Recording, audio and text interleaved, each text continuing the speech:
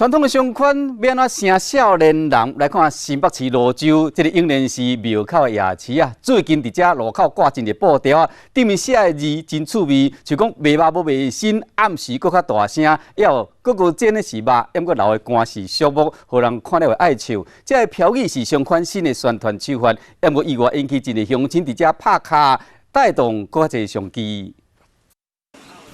红色布条顶面写卖肉无卖新，暗时搁较大声。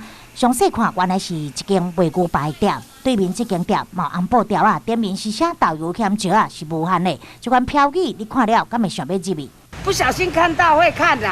我们会想去试试看那个东西。就是几乎没有看过这种的推销手法，就觉得他们还蛮有创意，然后会去好奇说，他卖什么，就想去消费看看。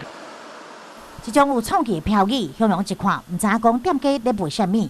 这是新北市蘆洲永年寺庙口夜市啊，红布条出现伫单位的铁板烧店，有这种文青的台词，真的是肉，老的歌拢是俗母，也个话是互相称赞型的。这节目条伫布条顶面为箭头，称赞隔壁生意面店，对方嘛甲伊学落转来。